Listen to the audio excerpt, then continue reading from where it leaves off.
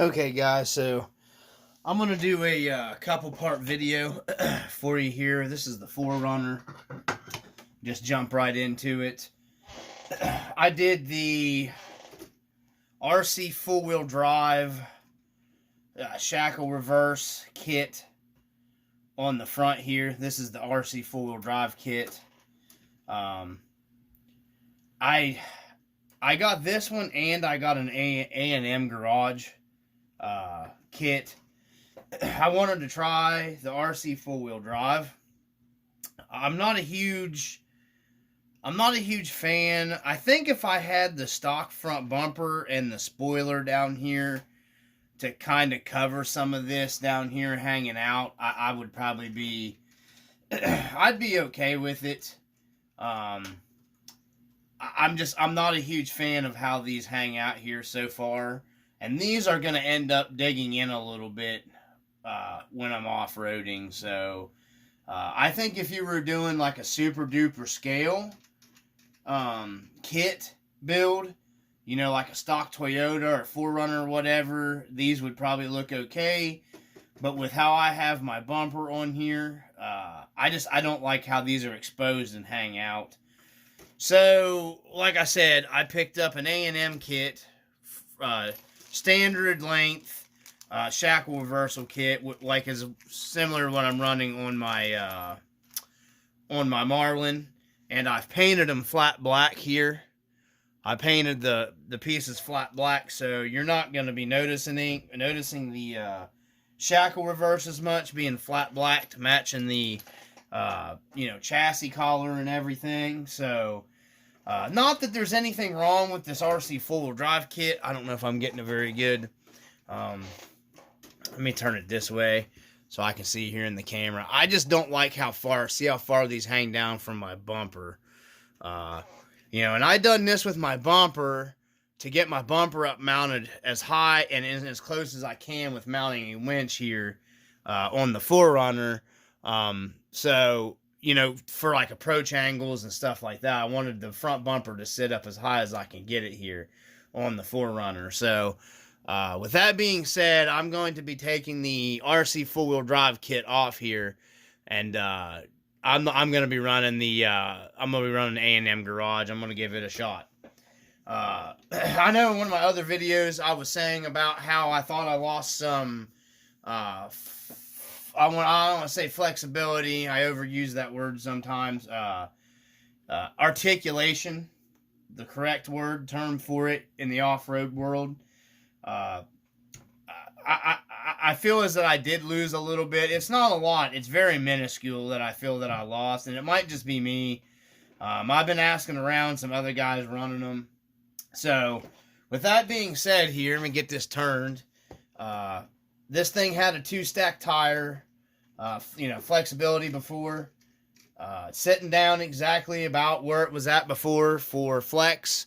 So I lost no kind of flexibility in the suspension with the RC four-wheel drive kit. Everything's pretty much sitting flush down. So I didn't really lose any articulation in the suspension, front or rear, with the RC four-wheel drive kit. Something I will say too, I feel like both kits, I keep seeing guys saying that the A&M kit pulls your front forward a little bit. I feel as both the kits have pulled. They do pull. Both of them pull the front axle forward just a hint, just a little. So yeah, we got about the same flexibility. Once my leaf springs get broke in, this thing will be sitting down really nice. Would have been sitting, you know what I mean? So, I just, it's okay. It doesn't look terrible. Let me move these out of the way. It doesn't look terrible. I just thought I'd do the video here. I'm going to do comparison videos of both of them. Like I said, this is what this one looks like here. That's what it looks like from the side right here. There's the very front. I don't like how far these hang down. I'm going for more of an off-road type, look on this build. So, I don't care for that look on here. like I said, if it was a stock 4runner, I completely think that it would be perfect for a stock 4runner build. But, you know, going for that off-road look, I just, yeah, I'm not real big on that. So, I do, like I said, just like I've seen guys say it does. I think the shackle reversal kit, no matter what you do, does kind of pull your front end forward a little bit. Because I did notice, and I do have it installed correctly. I've made sure I went through my instructions and watched videos. It's a pretty simple installation part, these reversal kits. My front drive shaft has as much play in it as it does with the A&M kit when I had, as what I've done with the Rc4wd drive kit. So I haven't noticed anything different there. That's just me. One thing I want to go ahead and say, and I don't understand, the leaf springs on this 4runner, I don't know if it's the weight of the 4runner body, or if it's there's an actual difference between the leaf springs on this, and everybody says the Marlin comes with the soft springs. I feel as the 4runner has a softer leaf spring than even the Marlin for some reason, and I get told I'm crazy, but I think it might have to do with this body is just so daggone heavy. So anyways, I just tossed this up I just thought I'd do this video real quick, and I'm going to do a video for each one and put them together, and you guys can see for yourselves and see which ones, you know, you like better. You know, either way, I'm going with the A&M Garage kit. Just because I just don't care. That's not, you know, I don't like how those are hanging down like that. Those are definitely going to be a point to where, you know, they're going to dig in. Your front ones only come up to like right about into here. So you're hanging down quite a few, you know. I'm not planning on doing hardcore, you know, because it's a trail truck. But just personally, my personal preference, I don't really like the way the Rc4wd drive kit looks on this build. You know, like I said before, I think it'd be fine on a normal build here. So I'm going to go ahead and take the body off here because we're going to have to get into doing some wrenching, and I'm going to talk while I'm doing that. My bud put me on track, and I'm sorry if I sound a little bit funny here, guys, sometimes, because I'm still having some swelling issues in my mouth. I had to have some oral surgery done. And I've still got some swelling and stuff like that going on. I had a pretty rough time. So if I sound funny from time to time, you know, that's probably it. And I've also had, I've got terrible allergy stuff going on right now. So my buddy put me on track to these little taller shock hoops for this build. To replace if they clear my 4runner body, I'm not gonna mess with that right now. I decided to share that, picked them up pretty cheap. So with the top off, that's what it looks like there, guys. With the top off of it, the shackle reversal kit, the Rc4wd drive. But like I said, there it is. Never mind, the kids are all fighting and arguing there, guys. So I don't want to get this video real long because I'm going to be putting two videos together. And I just thought I'd share that with you. And I'm going to go ahead and get to taking this back apart and getting into installing the A&M Garage kit. That'll be the next video that like I said, I'm going to put them both together. You guys can look to see what they both look like. And you guys can decide which kit you like the best. Which there's the little dungeon master there. Which kit you guys might possibly like better. You know, it don't matter. They both do the same thing here. You know, it just makes it easier for your axle to push back. So it goes over obstacles easier without the front end fighting. That's what a shackle reverse does. The one-to-one rig's the same way. And, you know, the Toyotas, that's how they were from the factory. So, you know, it just makes them, it's also more scale. So, but like I said, if you're building a really scale, you know, trail truck or whatever, I think the Rc4wd drive kit would probably be what you'd want. But anyhow, I'm gonna get off here and I'm gonna get to doing some work on this. And like I said, the 2 videos will be put together. I'll edit them together. Peace. All right, so this is gonna be part 2 on the video of the reverse shackle. I have swapped out to the A&M Garage kit here.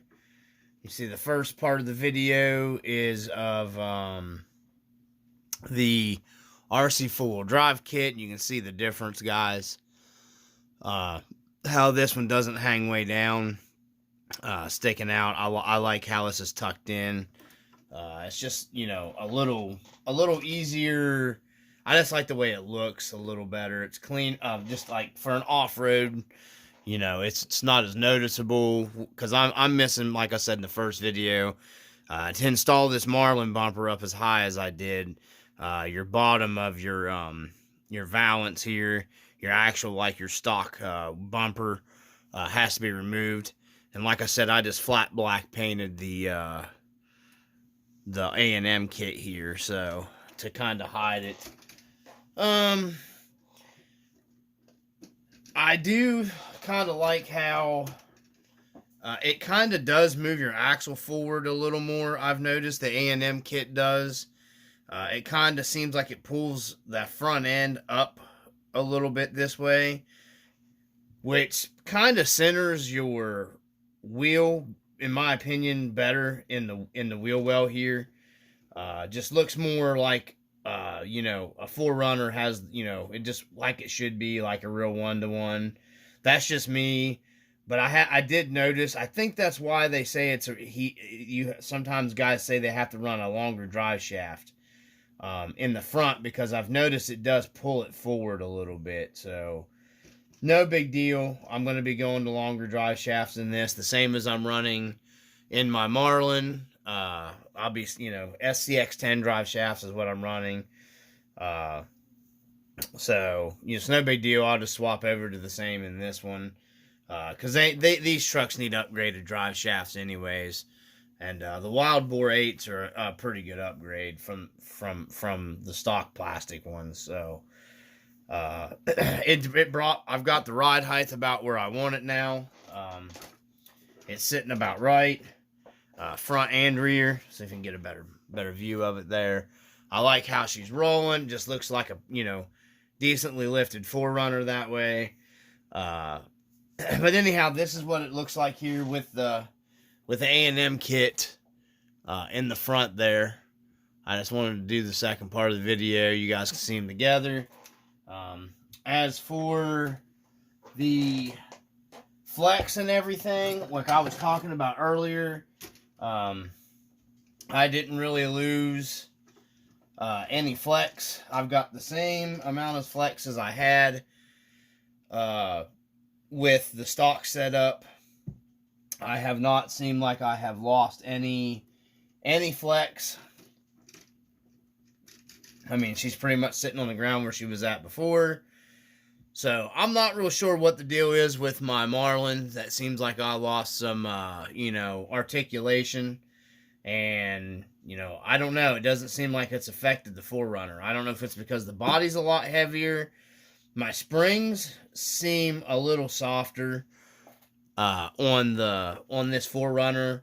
But then again, it could be the body is a lot heavier. So, that could be one of the things. I don't know. But I'm happy. I'm not going to be running the red leaf springs on this, because I'm happy. Once these break in, should be golden. Once these break in. So here's the front flex, about what I had before. I had to pull these down a little bit. Once the leaf springs get good and broken in, I'll have, you know, pretty good flex there too.